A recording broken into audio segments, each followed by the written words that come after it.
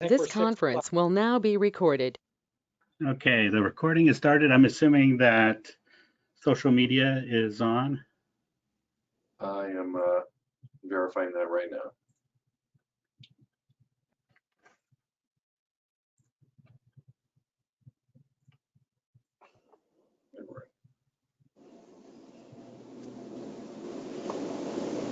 Yeah, Facebook is working. I'm checking YouTube right now.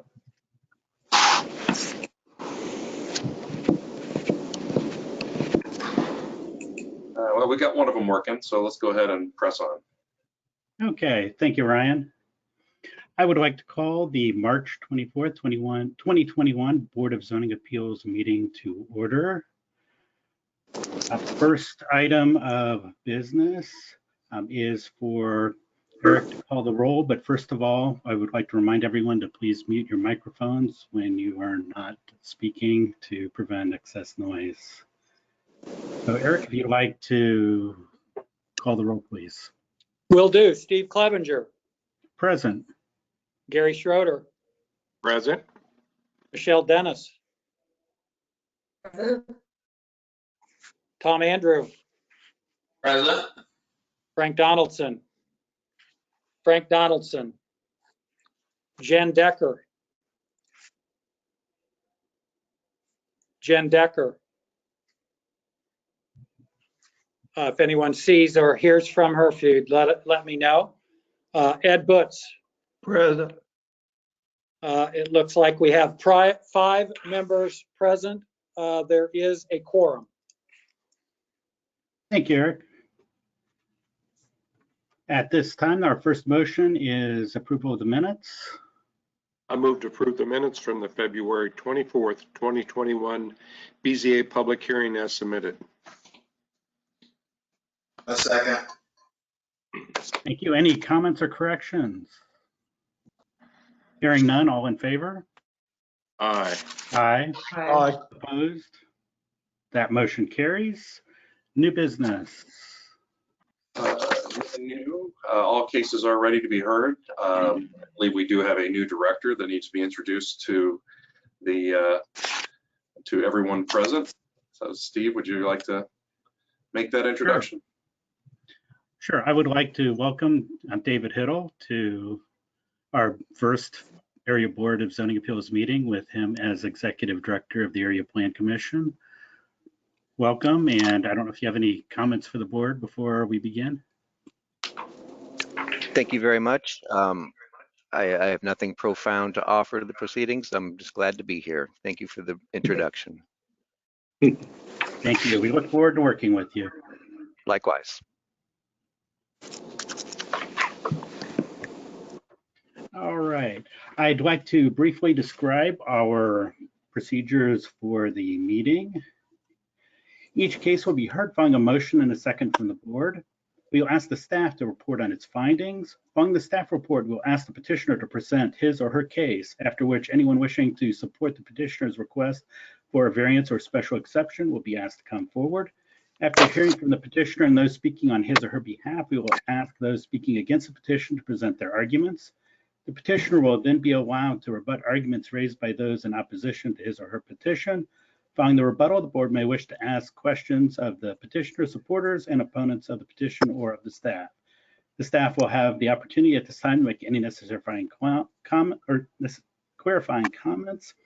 We will then vote by use of a prescribed ballot. 4 votes are necessary to make any decision. In the absence of 4 votes, either for or against petitions automatically continue to the next meeting. We are also taking comment via social media, and those will be read if we receive comments on Facebook or YouTube.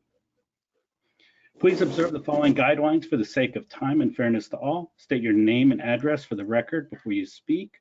Limit your remarks to 5 minutes or less. Do not repeat arguments that have been brought up by others. All visual aids will be used to support your arguments will remain the property of the board. Cell phones must be turned off while the meeting is in session. Please mute your cell phones or mute your mic before using your cell phones.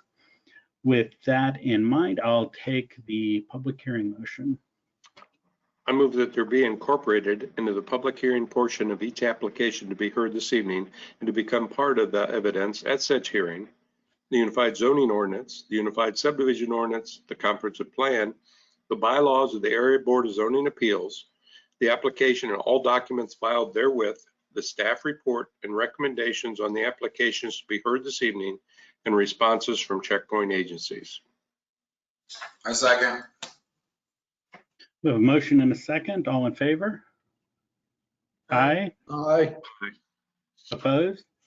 That motion carries. And we'll hear our first case, please.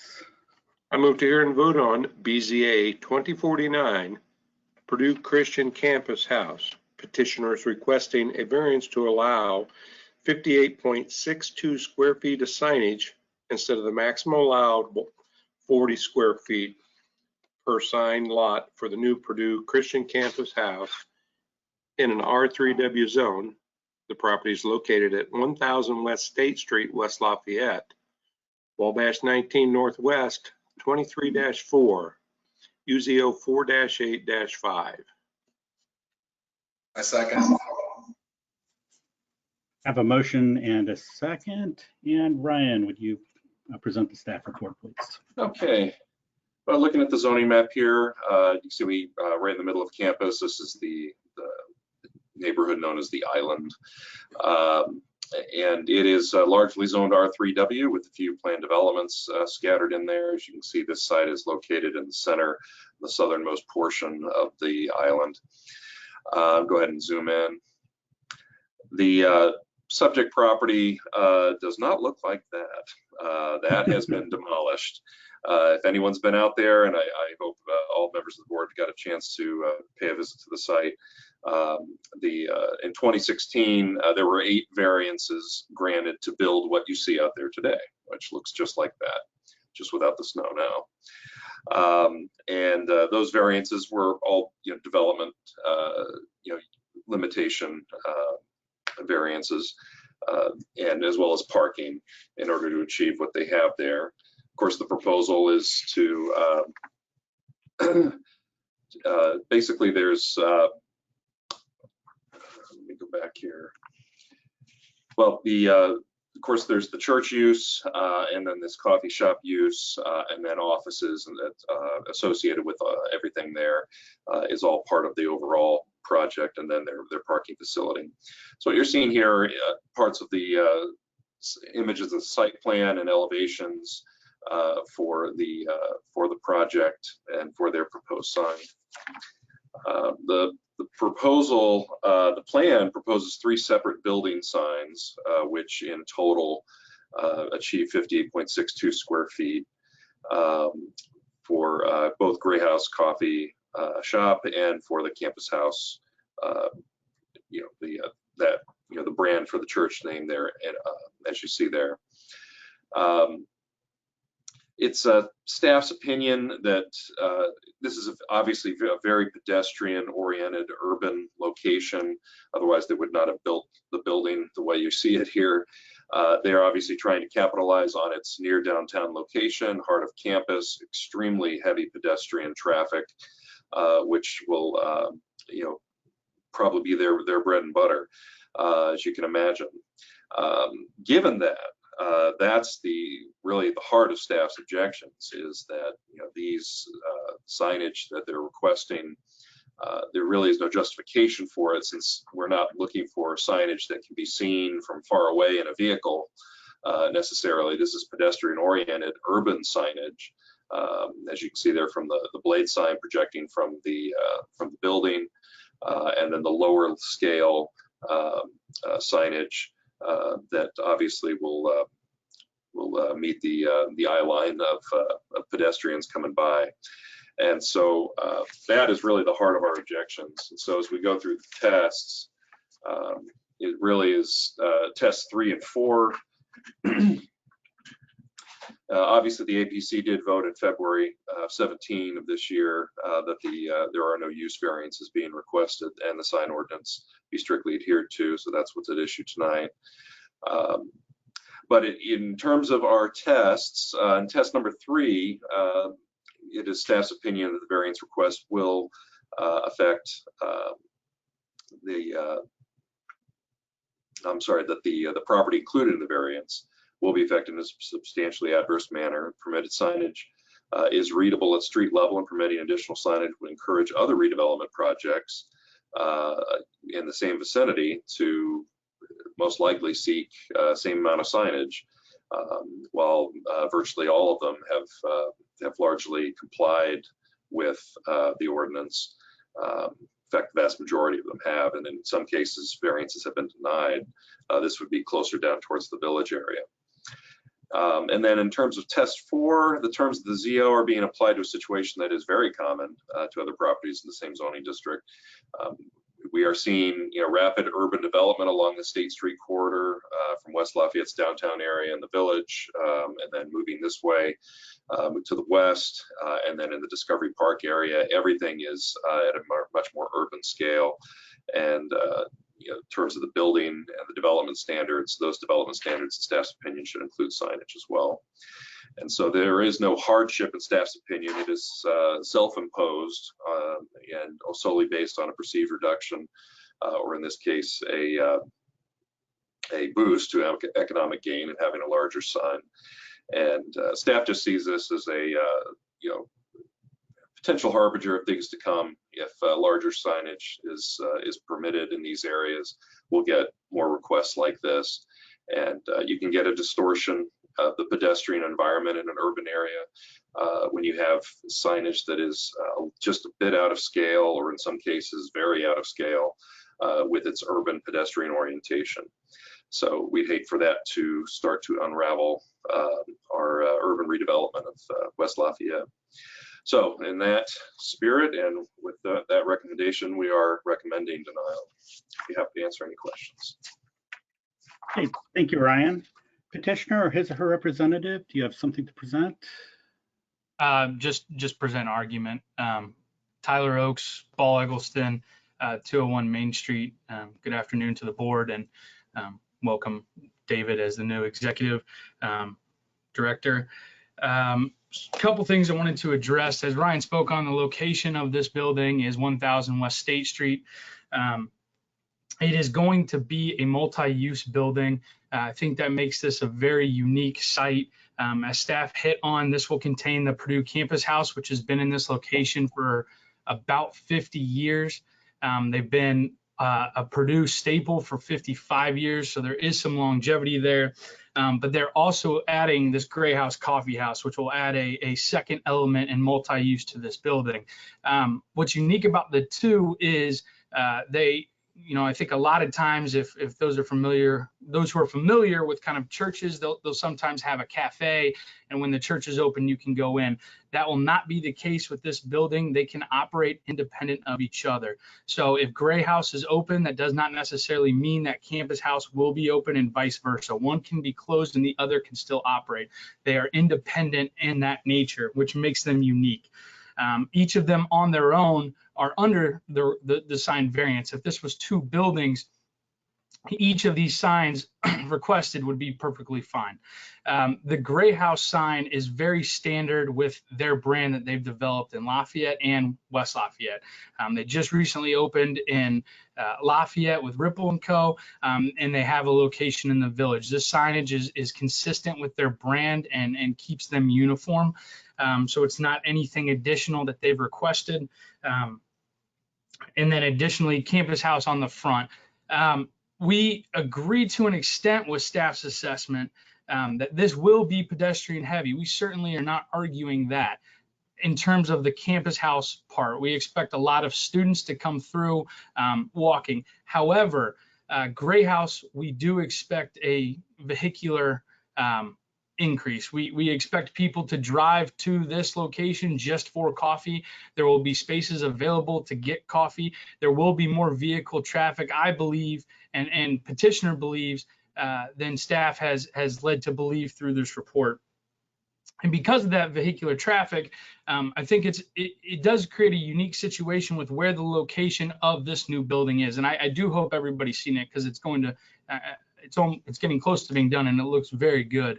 But if you are traveling from the west to the east to get to this building, the only access point is off of Waldron Drive, which is a one-way. So if you miss the drive for whatever reason, you're going to have to turn right onto Russell and essentially loop around. And going to be quite a headache getting back. I did the drive a couple of times today, and with the amount of pedestrian traffic in the area, you do not want to miss that turn. So when you're driving and approaching from the west, there's currently the Purdue Hallel is located to the east.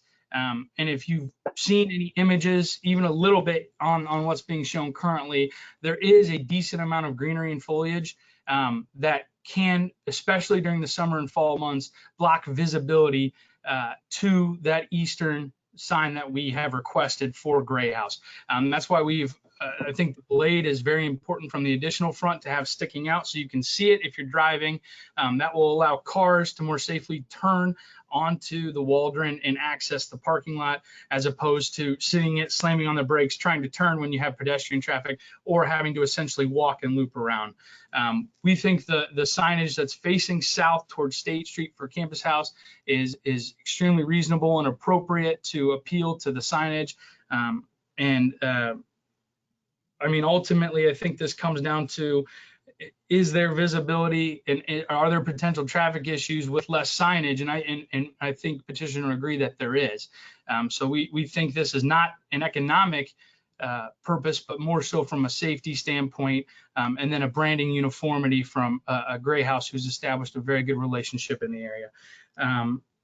We are happy to answer any questions. I know I have Dana McInnes with us, who is the petitioner on behalf of Purdue Christian Campus House, and we'd be happy to answer any questions. Okay, thank you.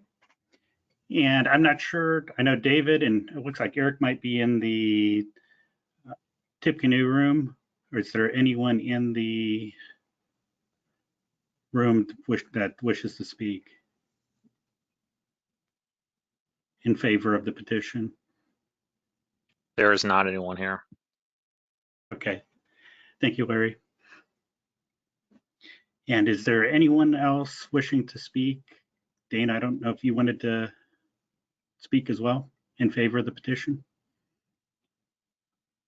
I just appreciate you guys taking the time to consider our request.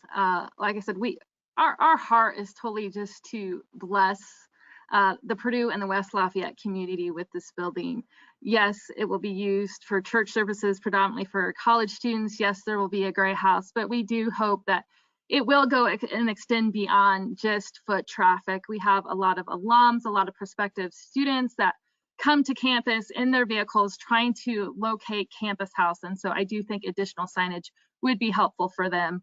But more than anything, like I said, our heart for this project, we've had a lot of conversations with the city, with Purdue is, I mean, I think you all saw the ugly black mushroom.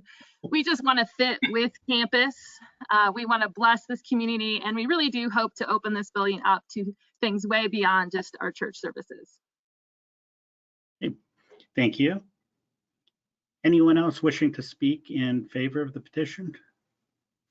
Hi, my name is Allison Wistuff, and I am the managing director of Greyhouse Coffee, our main location at 100 Northwestern. And again, like Dana said, thank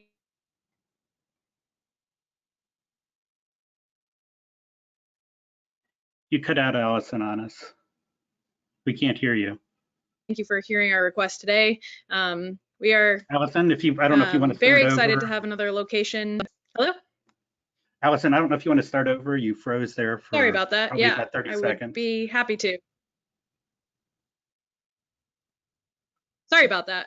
Yeah, my name is Allison, managing director of Greyhouse Coffee, with our main location at 100 Northwestern in West Lafayette. And as Tyler mentioned, also another location in Lafayette as well. We're excited to have this additional location to service the community, definitely in the heart of campus.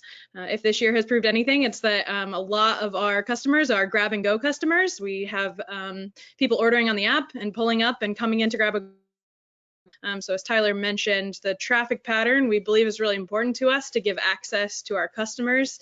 We will have, hopefully, pedestrian traffic, but I believe also additional traffic from grab and go customers. As we've seen proven this year, people are interested in doing for coffee and takeout food. Okay, thank you. Anyone else wishing to speak in favor? Anyone in opposition? And if there's anyone on social media, please go ahead and comment, and I'll take comments and questions from the board at this time as well. Gary? Gary here, Steve. If I remember correctly, we did heard a request similar to this for, I think it was Farmhouse Fraternity, I think in the vicinity. And I think the request was similar to this, and those signs look very appropriate to me. And I think this is a pretty modest request considering the size of the buildings and the locations over there. So it's something that I can support. Thank you. Thank you. Any other comments, questions from the board?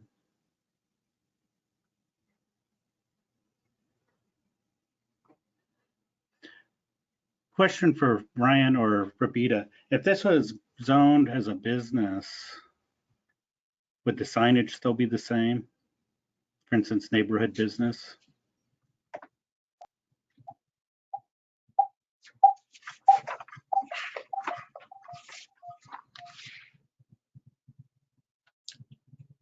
Because I know it is an institutional use in a residential zone. No. We're getting feedback.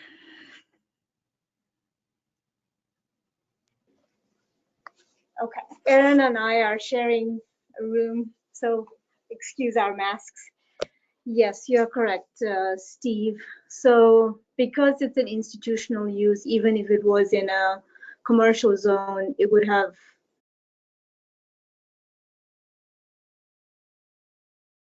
Okay, can you hear me now? Yeah, we can hear you. Okay, you're right. Because it's an institutional use, the amount of signage it enjoys is similar. Similar in whatever zone it would have been, if that makes sense. If it was NB or GB, it gets benefited by the institutional use designation. Did I answer your question? So they would Okay. they would still have 40 feet or 40 square feet, correct? That is correct. Okay.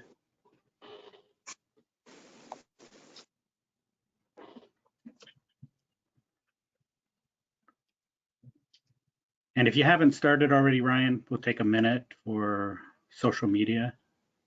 Yeah, I've been monitoring it. The YouTube apparently is not working, but Facebook is, and there have been no comments so far. Okay.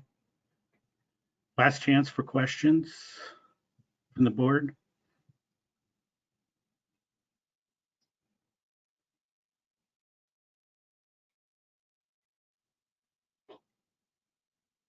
And were you timing, Ryan, or I know I mentioned something earlier, so it's been over a minute. Yes, yes.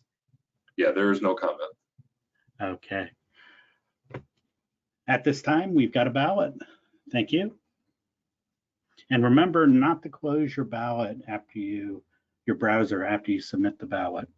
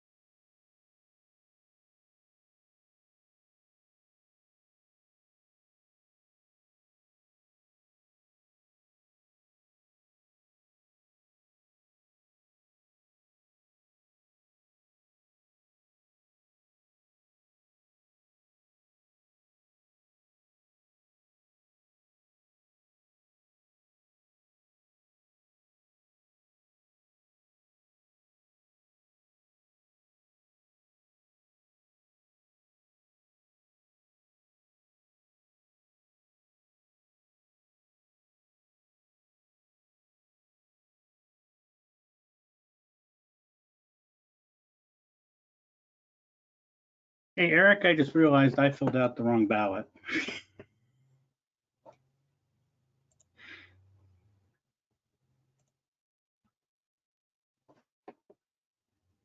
So be just a moment. All right. We have 4 out of the 5, and we were wondering about Steve.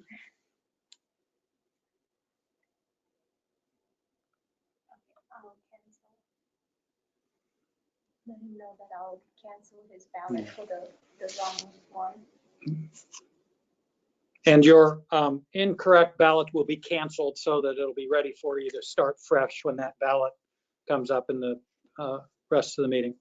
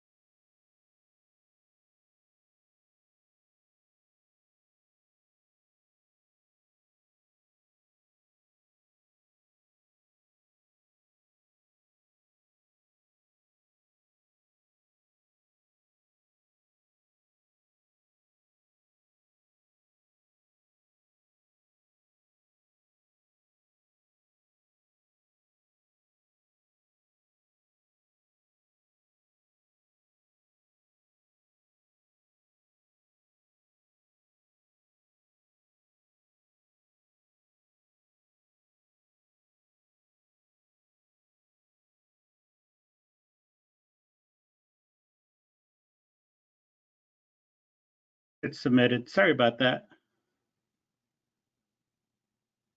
Yes, we've got it.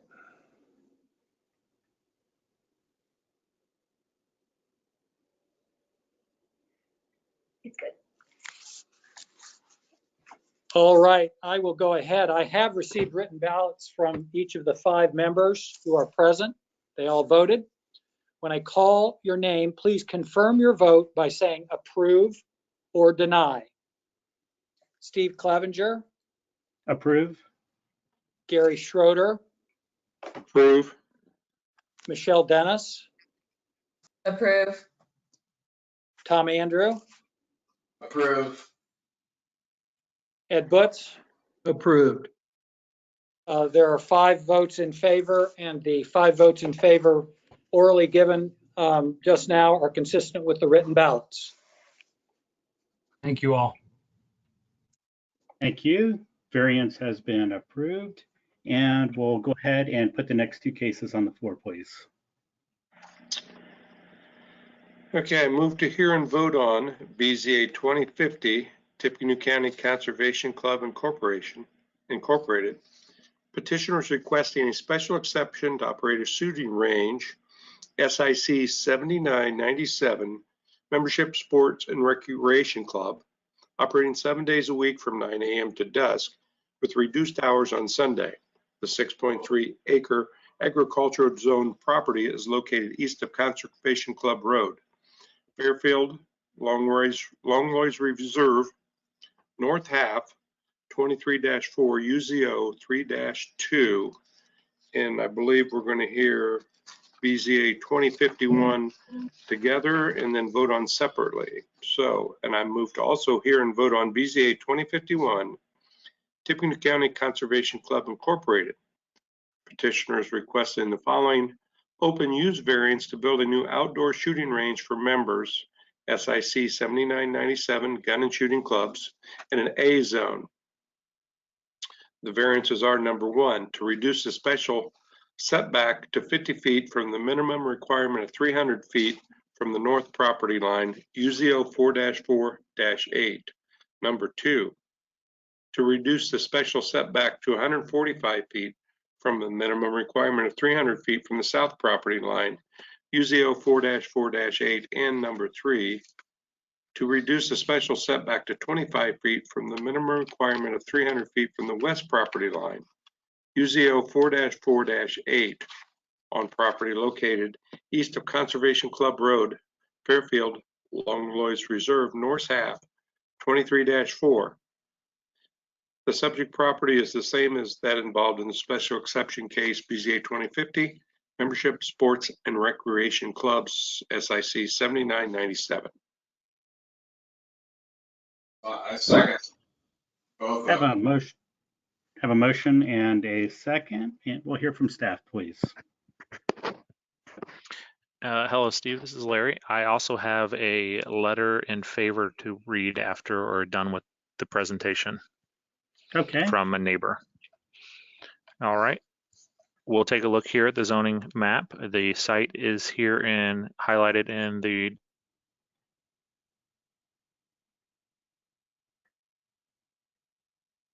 Did we lose you, Larry?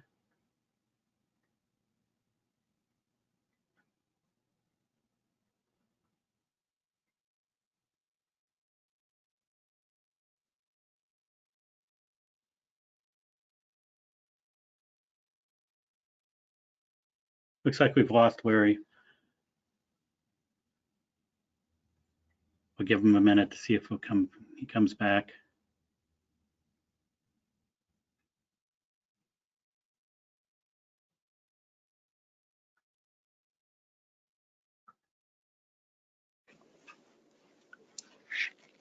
Rabita went over to physically check on him in the next room over to see what's going on. Okay. It looks like he may be back. Okay, can we hear me now? Yeah, we can hear you now. Okay, sorry about that.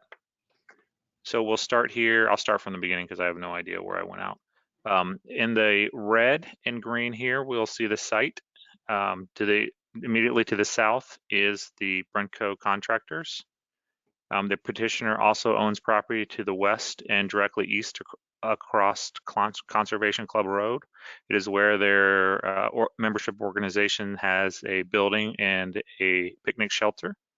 Farther to the southwest is the soccer and basketball club. Even farther south to the southwest is the cemetery, and this is off of Conservation Club Road, which is also off of Schuyler Road or Old State Road 25, going out toward the interstate.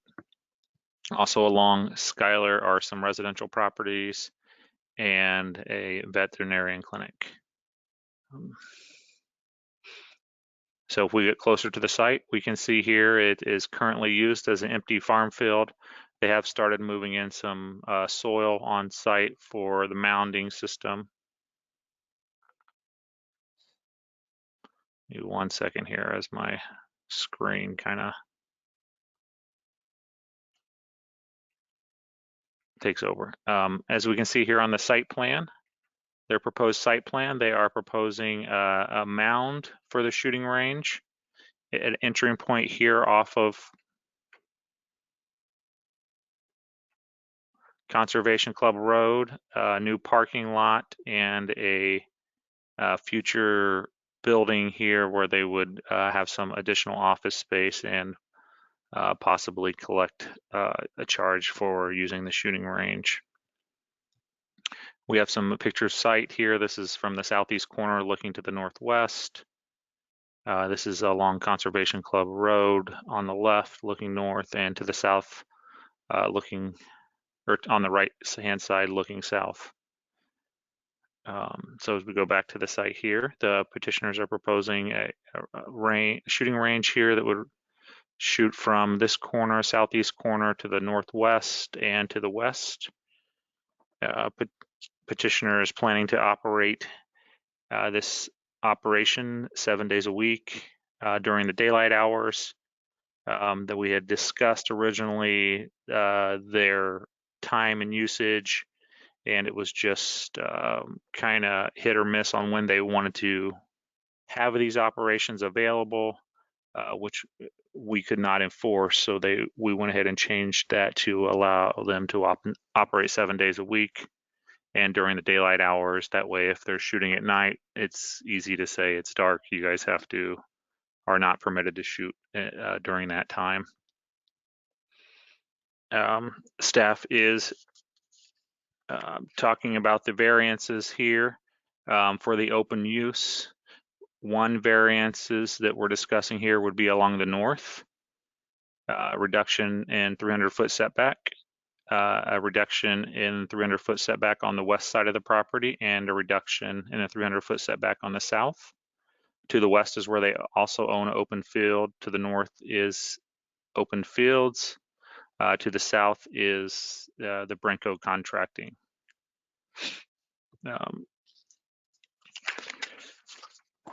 Staff's recommendation on all three of those variances is a denial on the setbacks, or the open use setbacks.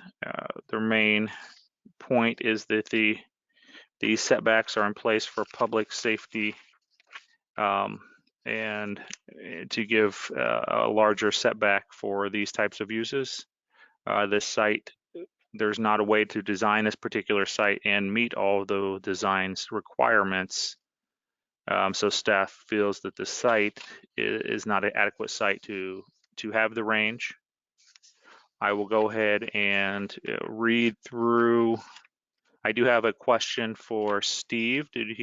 Would he prefer that I read through all of our ballot items for both cases, or read the variance ballot items first, pause, let you guys vote, and then read through the special exception ballot items?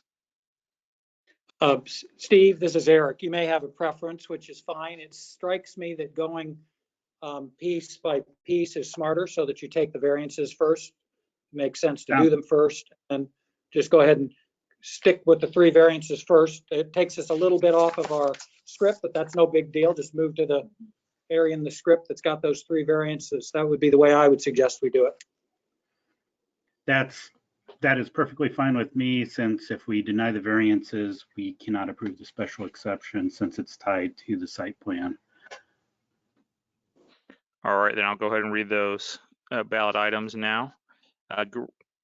Granting these variances will not be injurious to the public health and safety of the general welfare of the community. The shooting lanes are aiming to the north, shooting from the south. The reduced setback in this direction will not impact the neighbors to the north because the adjacent use is a farmland. Additionally, this area is heavily wooded. The petitioner owns the adjacent property to the west, and there's a large power line that bisects the property. The use and value of the area adjacent to the property included in these variance requests will be affected in a substantially adverse manner. The nearest homes to the site are around 500 feet to the south. The other homes are approximately 700 feet across the Wildcat Creek from the property in this request. If the required 300-foot setbacks were in place, the additional distance would help provide a noise buffer without the required setbacks. The proposed use could adversely affect the closest residents. Terms of zoning ordinance are to be applied to a situation that is common with other properties in the same zoning district.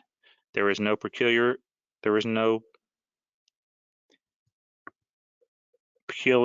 associated with this acreage, the topography of the land, or the layout of the lot that makes the setback variances necessary. The property is simply too small for the requested use.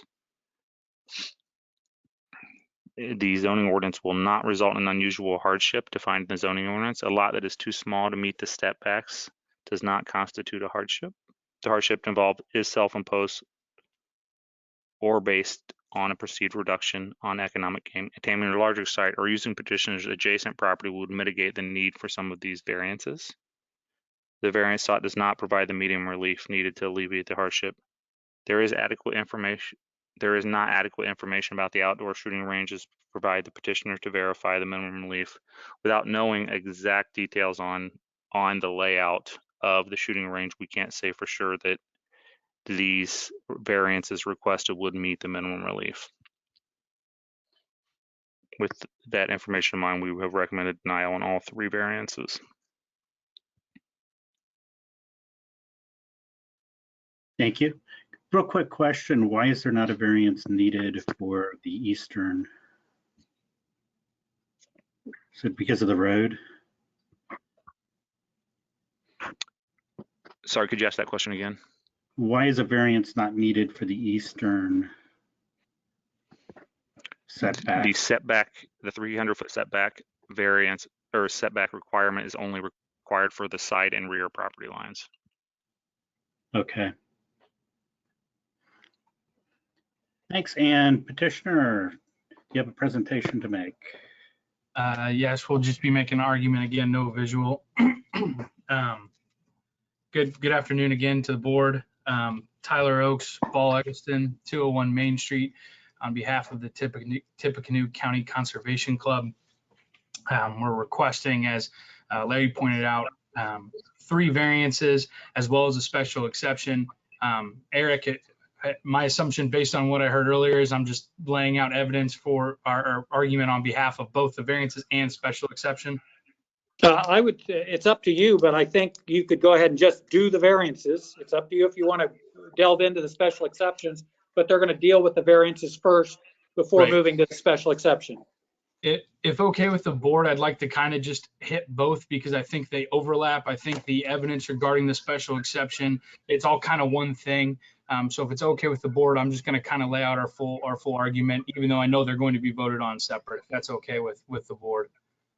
That's fine with me. Okay, thank you. So as Larry pointed out, this is kind of tucked back in near Wildcat Creek, near the Conservation Club. What's unique about this land, as you saw from the zoning map, is it is heavily covered to the north and to the east by floodplain. I am going to address the variance aspect first. As Larry said, the point of setbacks, especially something like a gun range, is public safety. We certainly understand and can appreciate that. However, we feel that these setbacks do not cause any potential injury to the general public. To the west, my client and the petitioner owns that land. So while we could have included it and it would have alleviated the buffer by containing the gun range to one lot, there's no worry that the gun range will be extended farther to that lot. We think of this as a natural buffer zone that keeps us farther away from the cemetery, as well as the Legacy Sports Complex that is over to the west. To the east, obviously, is not really an issue. And to the north, there's floodplain, significant amount that would not cause any buildings or structures to exist there. It's all farmland and floodplain. It's essentially unbuildable. So the general public aspect for there is not a concern. The only concern then is to the south, which is property that's not owned by my client, but is used as a GB zone. That is owned by Tippecanoe, and Greg and Debbie Brenneman are the owners of that. You're going to hear a letter later from them giving their full support for this project and stating that the setback has no implication on their land.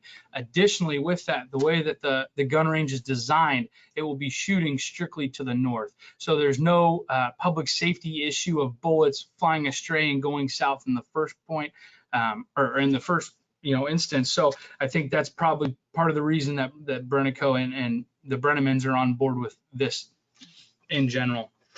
Kind of delving into the special exception and where they overlap, this is going to be used essentially a combination of dirt mounds and berms. It's going to enclose the property with a gate to enter into the shooting range. The dirt is going to be about 13 feet high on the shooting sides, which is pretty significant height. We believe that that is standard with state regulation. There's, as it's Larry put in the report, there's nothing in terms of the zoning ordinance during the specific, or that regard the specifics of the project. So with these berms, the intent is that it's going to provide safety for the public. You have something to shoot in. It's also going to reduce noise. I know there has been staff concern regarding noise, and we're confident based on the design of this, it's going to significantly reduce any noise to the south. With the discharge of a gun to the north, because of the way that the mounds are built, it will cause sound to go up and forward, to which there is nothing. There is floodplain and agricultural land. This will be a reduction in the sound that travels back to the south into the west, where you know there are buildings and whatnot. Additionally, I think sound attenuation would lend itself to show that even if we do fire north, the fact that there is trees, significant trees around the property, as well as other buildings, this is going to significantly reduce any sound that staff has concerns about. When you kind of go with an attenuation chart and look at how the sound distributes, it's going to be closer to 80 decibels than it would be 140. And at that point, you know, a truck on 25 or the tire plant down right off of 25 next to the cemetery is significantly louder than the sound that would be caused from this gun range. So based on the design, you know, the Tippecanoe Conservation Club has taken steps to significantly reduce sound. And then kind of the last big point we really want to hit on, there is a significant need in Tippecanoe County and really close to Lafayette for an outdoor gun range, not just from a public standpoint, but for a law enforcement standpoint as well.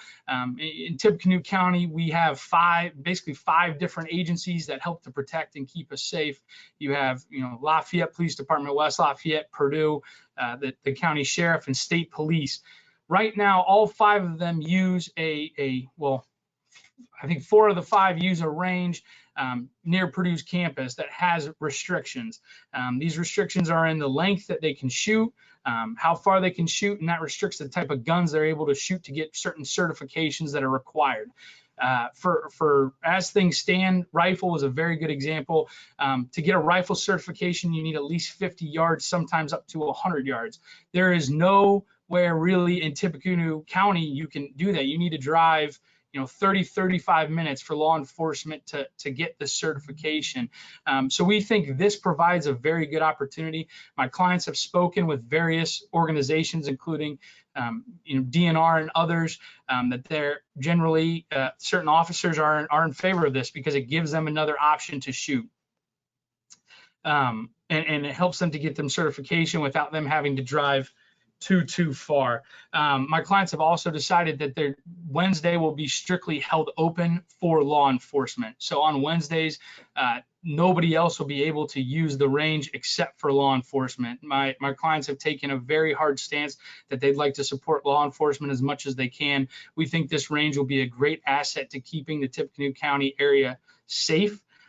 We're going to allow law enforcement to get more practice in and really help. And then from a general standpoint or general public standpoint, there's going to be safety courses, gun safety courses taught, as well as training and other things so that people not only own guns, but they're doing it safely. We're in a time where I think gun ownership is a hot button topic, but it's really important that for those that are going to own guns, that they know how to own them and they do it in a safe way when they're discharged. So we believe that this will create an opportunity for the public to really take advantage and learn some gun safety. We've spoken with neighbors in the area. It seems to be a general consensus that most are in favor of it. We've also heard that there are some that are not, and we understand that. Our clients are taking steps to make sure that we restrict certain types of guns from use at the range. This includes, you know, 50 cal sniper rifles and things where the sound is so significant that it would disturb neighbors. And then I know staff had mentioned comments about the hours. My clients have suggested dawn till dusk. We think daylight's important, but at the same time, my clients want to be good stewards of the area and they want to respect their neighbors. So I think the notion that even in the summer they'd be shooting as late as 10 o'clock, I don't think that would be the case. I think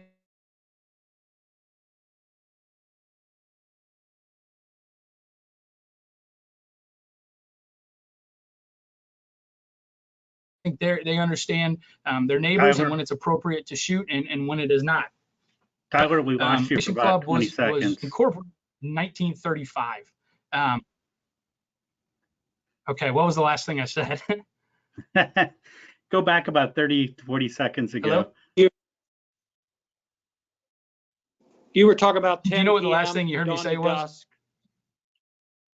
About 10 PM, Yes. I think Okay, was the perfect. last thing So I my heard, clients Tyler. are aware. Okay, can you hear me now? Yes.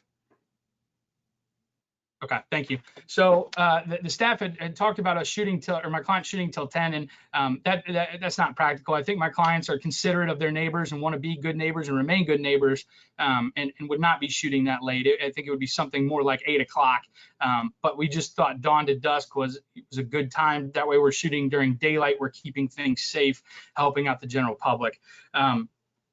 The last thing I'll kind of add is the Tippecanoe County Conservation Club was incorporated in 1935. They have been at this spot for over 60 years. And with COVID, things financially have taken a downturn as they have on anyone.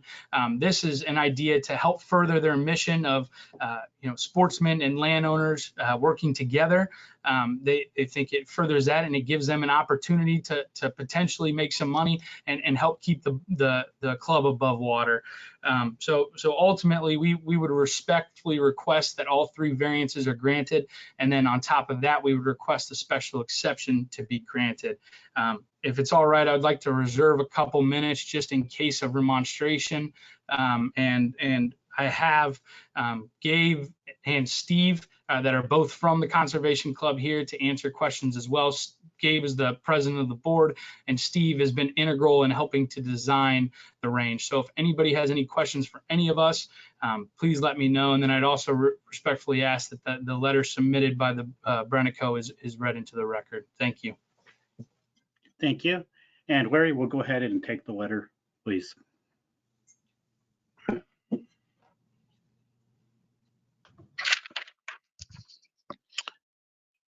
For both cases, my wife Debbie and I own Brentco Management Company. We are the owners of the property to the south of the Tippecanoe County Conservation Club. We purchased this property in December 2020 from Paul Weisler. Our other business, Brentco Plumbing, has been located on the property for 15 years. The Tippecanoe County Conservation Club has been a good neighbor over the years. We support and encourage the purpose of the Conservation Club and the use of the new shooting range. We are in favor of the special exception and/or variances they are requesting. Please contact me if you need any more information or additional documentation. Greg and Debbie Brenneman. Thank you. Is there anyone wishing to speak in favor of the petition? There's no one in the meeting room. No one in the meeting room? Okay. And there's no one opposed? And if you're on social media, please feel free to make any comments at this time in the comments, and I'll take questions from the board.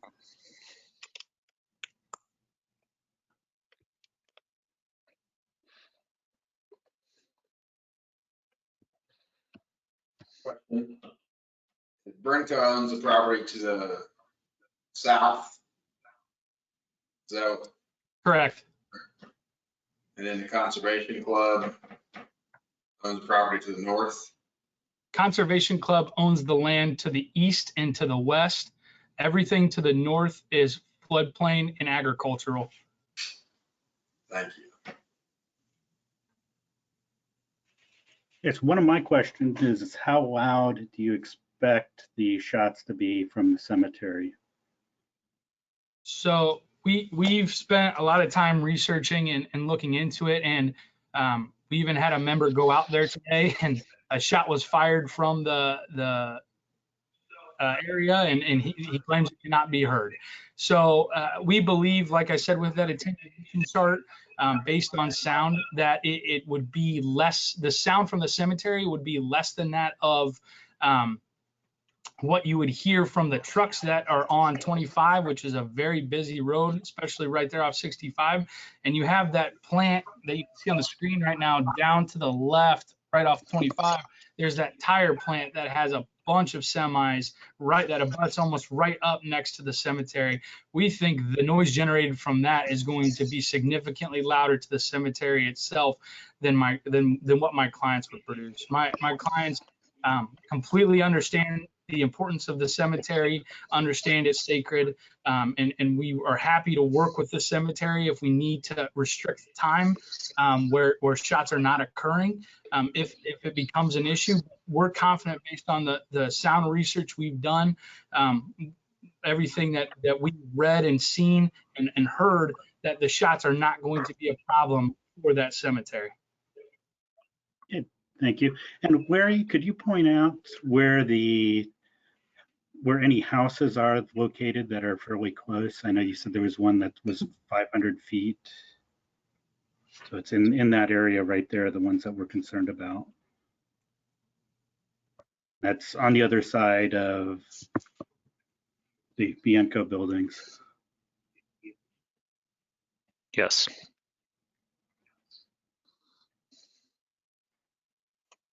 And the other thing I do have some concern is, the daylight or the dawn to dusk time frame. I mean, you said you don't plan on 10 o'clock, but we have no way to enforce that.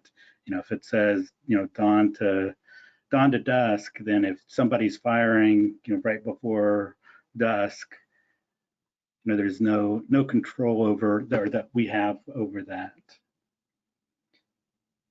And I would defer to Gabe here, but from my conversations with the treasurer, we had talked about setting 8 as a hard deadline, and then obviously when you hit the winter months when daylight is less, it would be whichever happens first. It's going to be an 8 p.m. or if there's no daylight, it could be 7, 6. When you get into the long day or the really short days in December, it would be down to 5. So I think we had proposed 8 o'clock. Gabe, feel free to correct me if I'm wrong there. No, Tyler, you're correct. We did say 8 o'clock. And if we find anybody that is actually going to violate that, there is people that are going to be monitoring it. And if we find them, then they will lose their membership and be ejected out of the gun range and not be able to come back.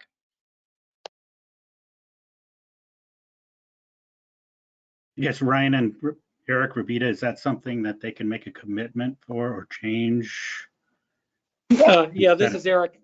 It's not a formal commitment as in the statute, but I think if it's clear on the record, and I think Tyler, you just made it clear that the latest it will be 8 p.m. Correct. And that it's otherwise dawn to dusk or 8 p.m. Being the last moment that there can be any firing going on. Is that true, sir? Correct. The only thing I'd like to add is I believe in the updated petition, we said they wouldn't start till 9 a.m.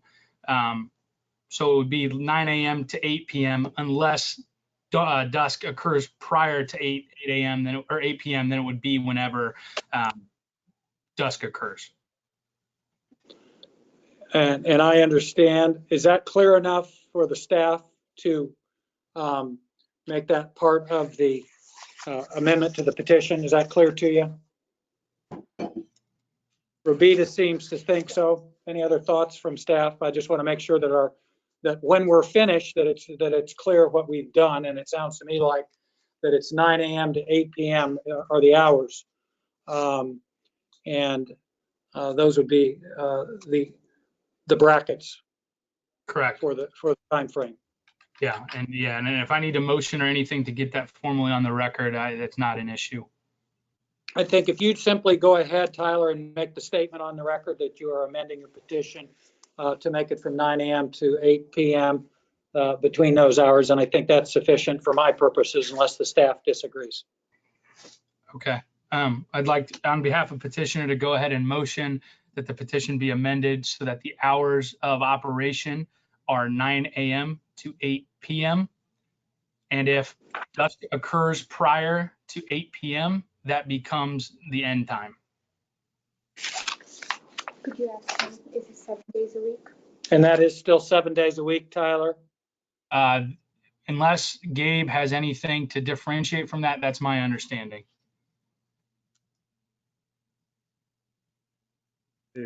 No, that is fine. It is 7 days a week. That's correct.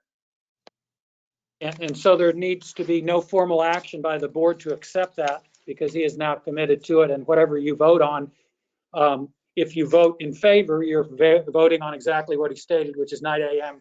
to 8 p.m. unless dusk is earlier. Are there any questions from the board about that? That sounds good to me. And Brian, can we go ahead and have 1 minute from social media as well if we haven't had any comments? I've got a question, so. Yeah. So go ahead, Michelle. And I'm sorry if this is covered, but, and I'm not too familiar with how shooting ranges operate, but I'm guessing there's stations where individuals stand and shoot their guns. How many stations would you have operating simultaneously? So currently, the way things are set up is there'll be 6 operating at a time, and eventually they plan to, I believe, work up to around 10. But for the starting purposes, there'll be 6 operating at a time.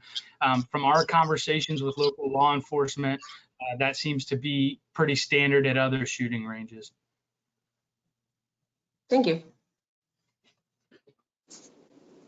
And I would probably, or I guess a question would be, any shotgun type activity, shooting clay pigeons where you're actually shooting up in the air?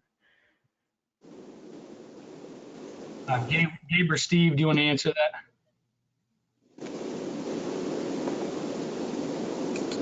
I'm sorry, could you please repeat the question? I'm sorry. Any type of shotgun activity where you're shooting up in the air like at clay pigeons. I'm kind of concerned about the road being, even though it's not very well traveled, but with the road being back behind it.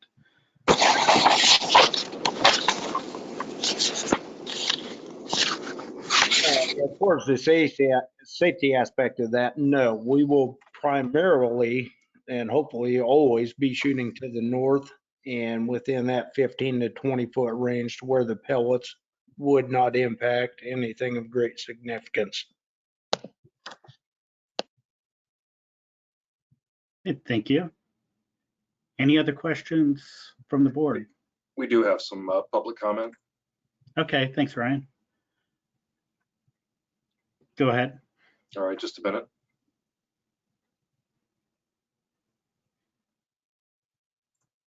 Okay.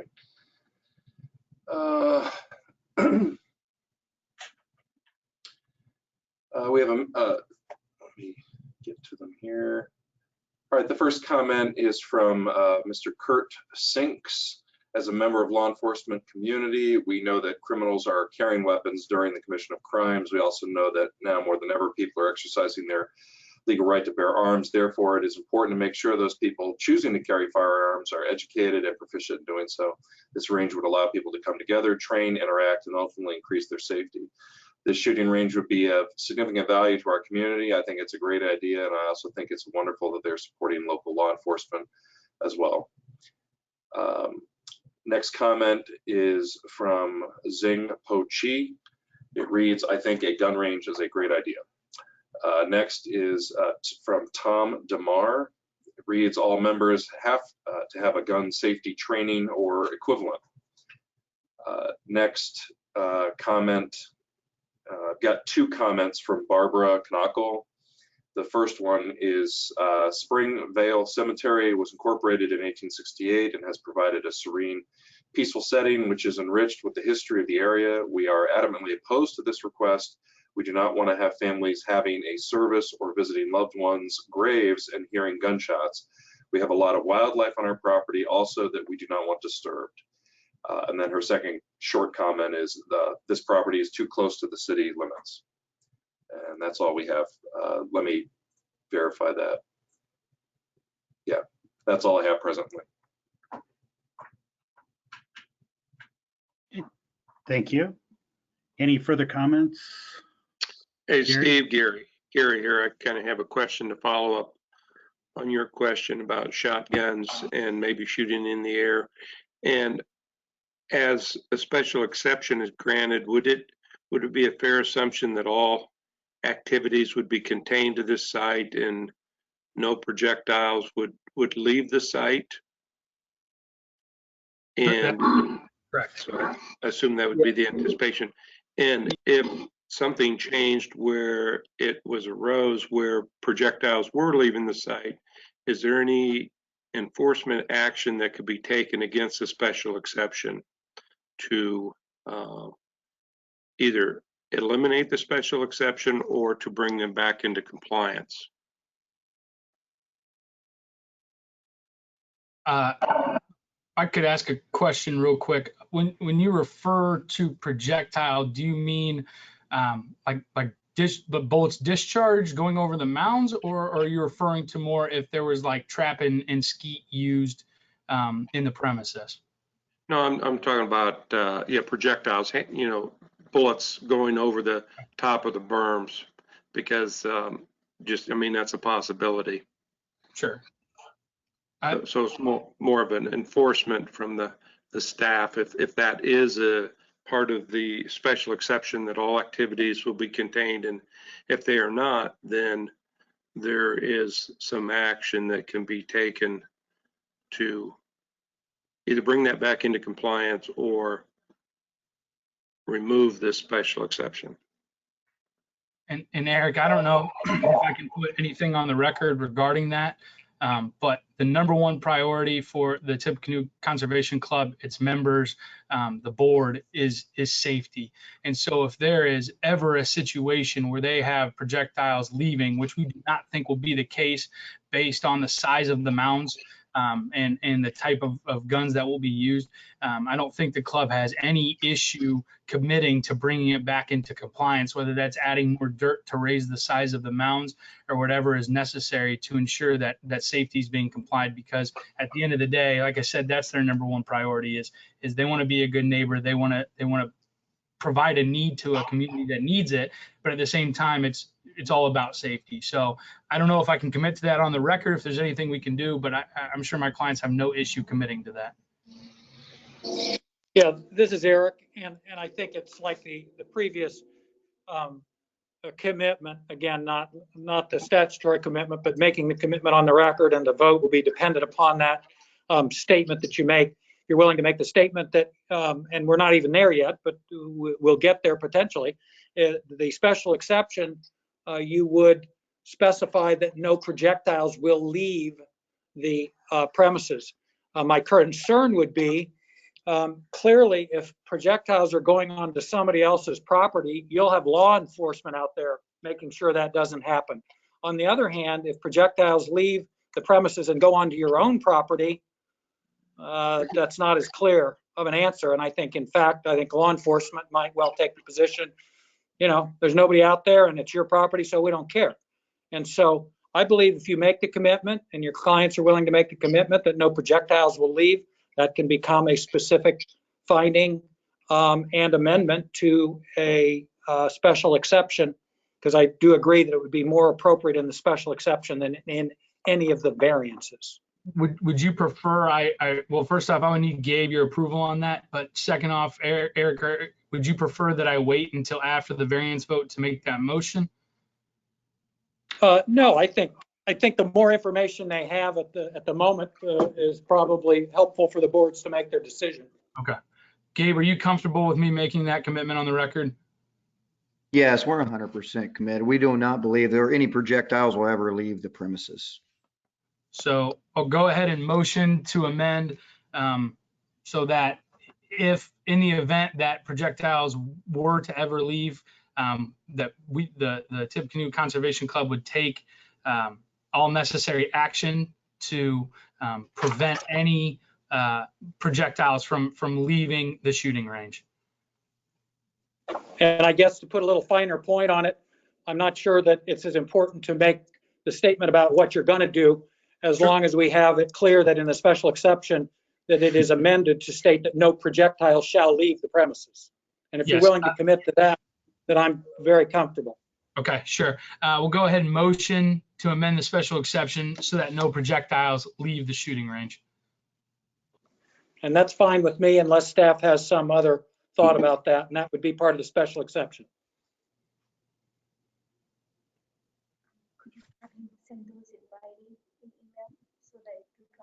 Sure, and the only other request would be, depending on how the vote goes, if you would just follow that up. I've made my notes, you've made your notes, but if you just follow up with an email to staff on both of those, that would be helpful for the record. Sure, absolutely. Thank you. Thank you for that.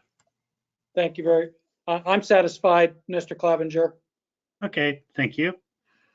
And I guess one more question, if it is, I know there's concern about noise at the cemetery. You said today that you were not able to hear anything at this, at the cemetery. Is there anything that you think of that I'm just trying to think ahead. If it does become a problem, is there anything that you can think of that you might be able to do? Maybe increase the height of the mound or more trees or something? I'm not asking for a commitment. I'm just trying to find out if there's ideas that you guys have. Are you willing to work with, if there is something, if there does end up being a sound issue? Sure, and behind safety, number two, I think priority for my clients is they'd like to maintain a good relationship with everybody in the area. So they're committed, we want to do whatever we can to make this work. And if that takes us, working with the cemetery or anybody else in the area to, we've talked about multiple options, anything from restricting the types of guns that are used, reserving windows where no shots are occurring, potentially raising the berms, raising the dirt, or looking into and investing in any other technology to help reduce the noise. I know it's a little bit harder of an issue with it being outdoors than it is indoors, but we're confident based on our research, based on this location, and based on the direction of the firing, that the sound is not going to be an issue for the cemetery. We firmly believe and stand by that.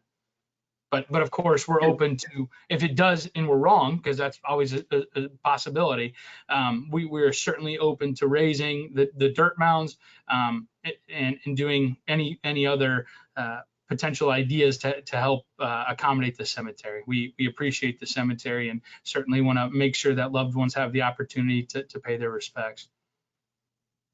Good, thank you. Any other comments from the board or any other social media comments, Ryan? No. It's one more question. I'm not sure if staff or Eric or if anyone knows. Are firing ranges allowed in the city limits of Lafayette? If the city were to annex this area at some point? Robita indicates that she believes that it is allowable. I think what you may be referring to is the fact that John Q. Citizen in their own backyard cannot shoot a gun, and that's absolutely true in almost all cities and towns. But I would certainly defer to Robita on that, and that sounds like that is the correct answer to me anyway. As long as it's an organized shooting range, then that's a whole different matter. Right. I figured there was an exception to shooting ranges. So.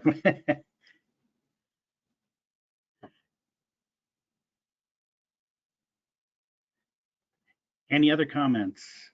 If there are none, we have the 3 ballots for the variances.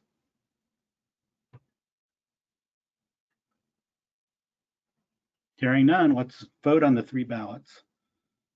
And so those are numbered, and if we could take them in order, that would be great, please.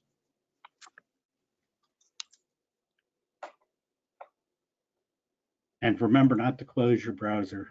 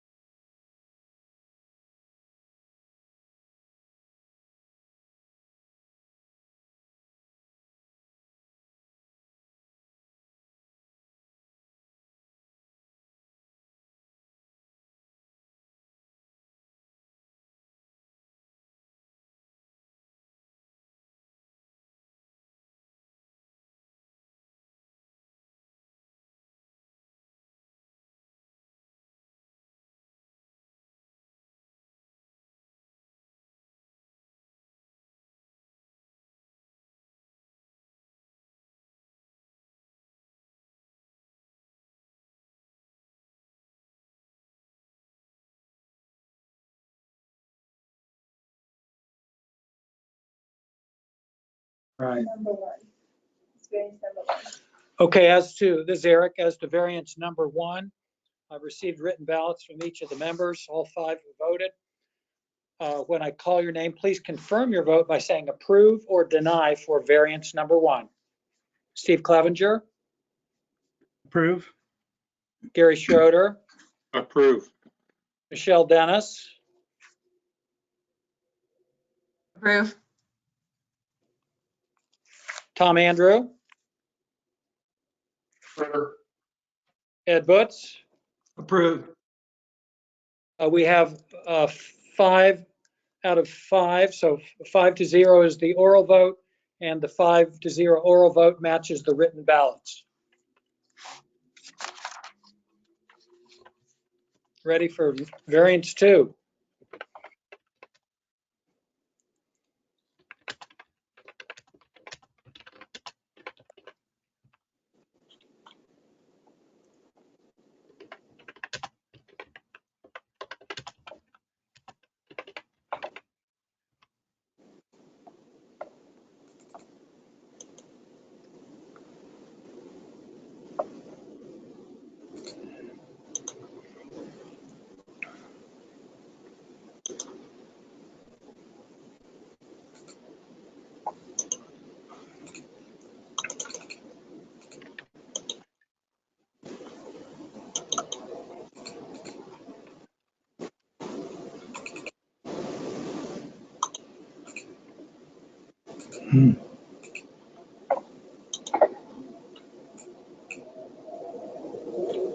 Okay, so we got the second one, right? We got him here. How did we get him so quickly? I don't mind. So we're granted for Tom Andrew. You're not on Eric. mute, Eric. I'm sorry. You're not on mute, Thank you. so we could hear you. Thank you. I'll shut up now.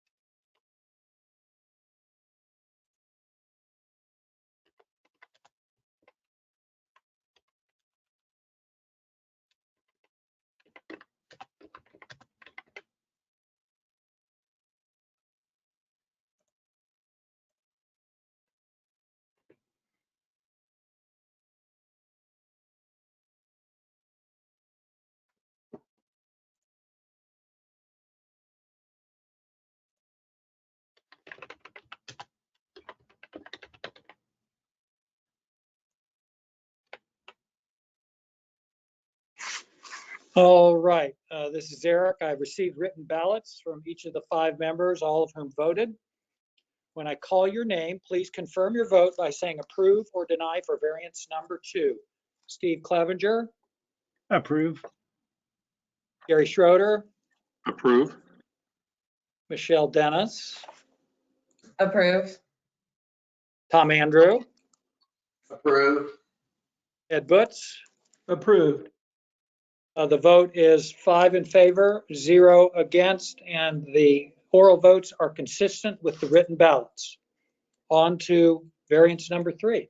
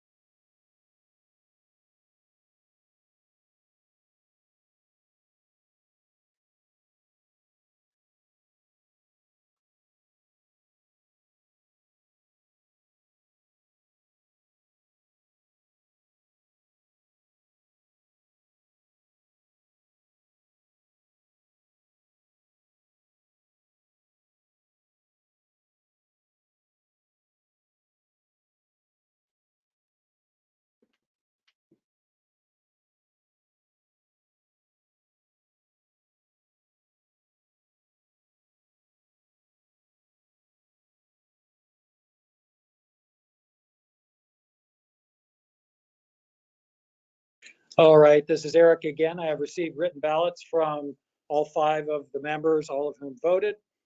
When I call your name, please confirm your vote for variance number 3 by saying approve or deny. Steve Clevenger, Approve. Gary Schroeder, Approve. Michelle Dennis, Approve.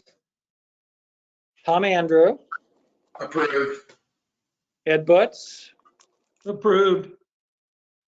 All 5 voted in the affirmative. 5-0 is the vote, and the oral votes match the written ballots. And I believe Mr. President, we're ready for the other matter that we've passed over as far as 2050, the actual,